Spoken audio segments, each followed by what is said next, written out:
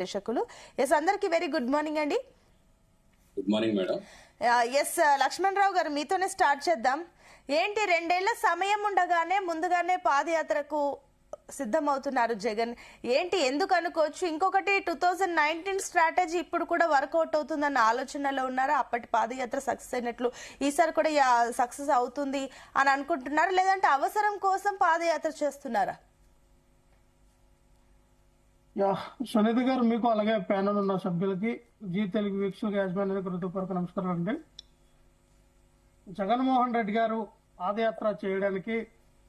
పాదయాత్ర కోసం వెళ్ళడానికి కారణం ఏంటంటే, కూటమి ప్రభుత్వం అధికారంలోకి వచ్చినప్పటి నుంచి కూడా ఏ రకమైనటువంటి పరిపాలన అందిస్తూ ఉంది రాష్ట్ర ప్రజలకు అందరికీ మనందరికీ తెలిసిందే.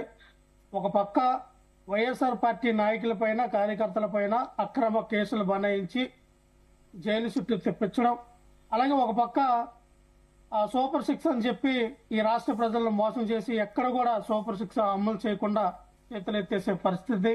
ఇవన్నీ కూడా చూస్తుంటే జగన్మోహన్ రెడ్డి గారు నవరత్నాలని పేరు చెప్పి గతంలో ఎన్నో పథకాలు తీసుకొచ్చి, ఎన్నో రిఫార్మ్స్ అనేది తీసుకొచ్చి, నాడు నేడు అనే ఒక పథకం ద్వారా స్కూల్ ఎడ్యుకేషన్ వ్యవస్థలో పెనుమార్పులు తీసుకురావడం, అలాగే తల్లికి వందనం పేరు, అది అమ్మఒడి అని పేరు చెప్పి, అలాగే ఏ రకంగా అయితే మరి ఆ పథకాన్ని తీసుకొచ్చారో, అలాగే ప్రజల యొక్క అభిమానాన్ని ఏ రకంగా అయితే చూరగొందో ఇవన్నీ కూడా మనందరికి తెలిసిందే.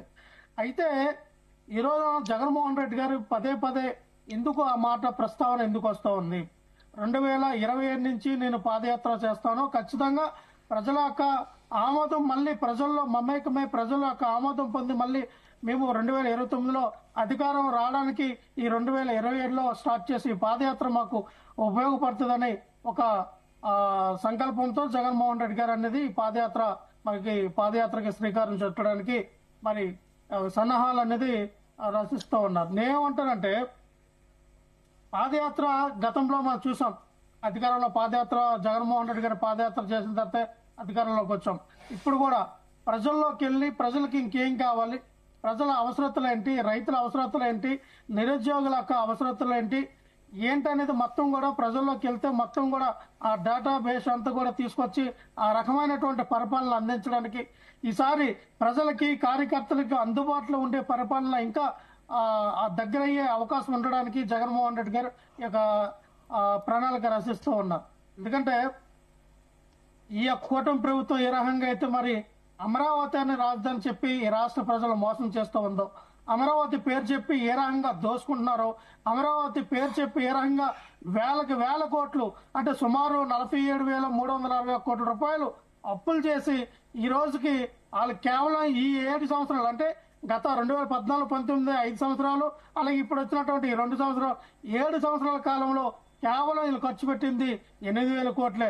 అయినా సరే వీళ్ళేం మాట్లాడతారు, ఇదే చంద్రబాబు నాయుడు గారు 1 ఎకరాకి 2 కోట్ల రూపాయలు మౌలిక వసతులు దాన్ని క్రియేట్ చేయాలంటే, వాటర్ కానీ, డ్రైనేజ్ కానీ, ఈ ఫెసిలిటీ, ఎలక్ట్రిసిటీ కానీ ఇవన్నీ క్రియేట్ చేయాలంటే వాటన్నిటి కూడా 1 ఎకరాకి 2 కోట్లు ఖర్చు పెడతారు అవుతాయని చెప్తారు.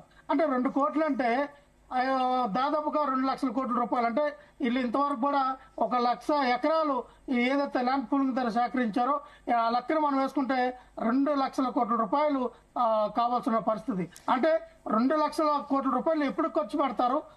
వాళ్ళ ఎంపీ మాట్లాడుతూ ఉన్నాడు, కేంద్ర మినిస్టర్, హైదరాబాద్ లాంటి రాజధాని తయారవ్వాలంటే 100 సంవత్సరాలు మించి పడుతుందని. అంటే 100 సంవత్సరాలు మించి హైదరాబాద్ లాంటి రాజధాని తయారైతే అప్పటికి హైదరాబాద్ ఎన్ని హైదరాబాద్లకి సమానంగా తయారవుతుందో కూడా తెలియాలి కదా.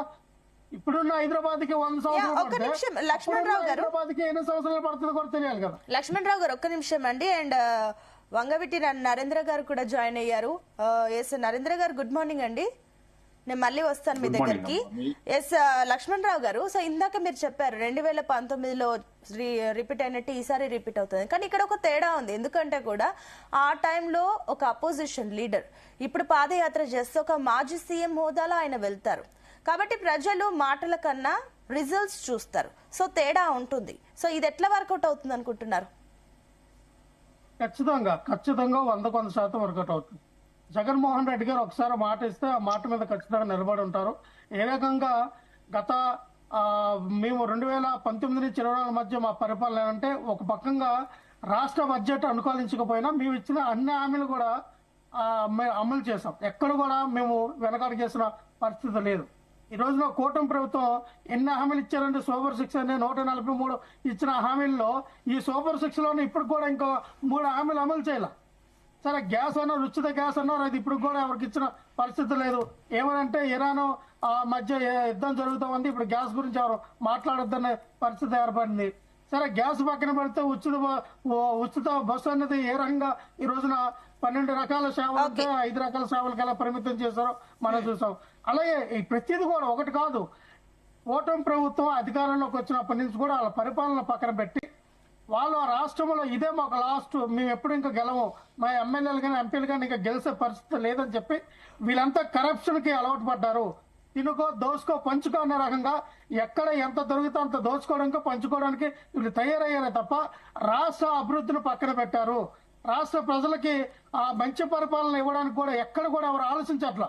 ఒక పక్కన చూస్తే ఆడపిల్లల రక్షణ ఎక్కడ కూడా కనబడట్లేదు. మనం చూసాం నడి రోడ్డు మీద జనసేన పార్టీ నాయకుడు ఏ రకంగా మరి ఒక ఎమ్మెల్యేకి సంబంధించినటువంటి ఒక బాధితురాలు ఏ రకంగా రోడ్డు మీదకి వచ్చి నాకు న్యాయం చేయండి అంటే ఆయన కర్ర తీసుకొచ్చి ఒక నడి రోడ్డు మీద ఒక ఆడస్త్రీని ఒక పార్టీ నాయకుడు కోర్టుకు సంబంధించిన ఏదో పవన్ కళ్యాణ్ గారు ఎన్నో మాట్లాడతారు.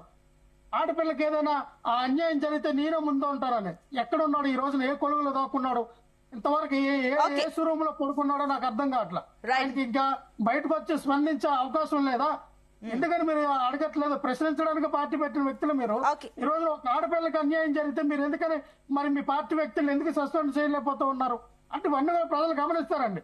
ఏదో మాటలు ఇప్పుడు కూటమి ప్రభుత్వం మాటలు విన్నారు, జగన్మోహన్ రెడ్డి గారి కన్నా మంచి పరిపాలన అందిస్తాము, జగన్మోహన్ రెడ్డి గారు ఇచ్చిన నవరత్నాలు కంటిన్యూ చేస్తానే, సూపర్ 6 కంటిన్యూ చేస్తాము, 143 హామీలు కంటిన్యూ చేస్తామన్నారు కదా.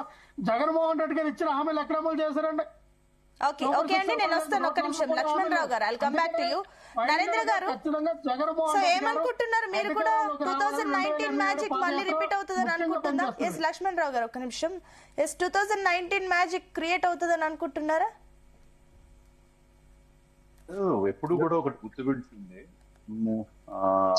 ఆల్రెడీ మా సోదరుడు లక్ష్మణ్ రావు చాలా క్లారిటీగా చెప్పారు. ఇంకా ఎవరు చెప్పినా ఏది చెప్పినా కూడా పబ్లిక్ లో ఎప్పుడైనా కూడా వ్యతిరేకత వచ్చినప్పుడు ప్రజలకి ఏ నాయకుడు అయితే దగ్గర అవుతారో అతనికి తప్పనిసరిగా రిజల్ట్ అనేది ఉంటుంది. లేకుండా దాన్ని అసలు మనం ఊహించుకోవక్కర్లేదు. ఎక్కడైనా వ్యతిరేకత వచ్చినప్పుడు ఎవరైతే ప్రజలకు దగ్గర అవుతారో వాళ్ళు తప్పనిసరిగా చెప్పుకుంటారు.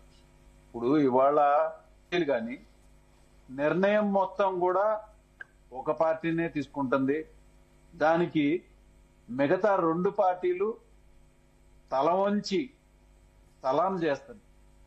జీ హుజూర్ అనే పరిస్థితే అందరికీ కూడా కనిపిస్తుంది. ఎందుకంటే ఎవరైనా చూడండి, గతంలో గళమెప్పి మాట్లాడినటువంటి భారతీయ జనతా పార్టీ ఇదే చంద్రబాబు నాయుడు గారిని పోలవరం అనేదాన్ని స్వయంగా ప్రధానమంత్రి గారే ఆయన ఏటీఎం లాగా వాడుకుంటాడు. Polavaram Chandrababu Naidu is an ATM అని చిన్న చితక వ్యక్తి కాదండి, ప్రధానమంత్రి గారే ఆయన ప్రచారంలో చెప్పారు. మరి ఇప్పుడు అది సడన్ గా మారిపోయిందా? కాదు. మరి ఇదే పవన్ కళ్యాణ్ గారు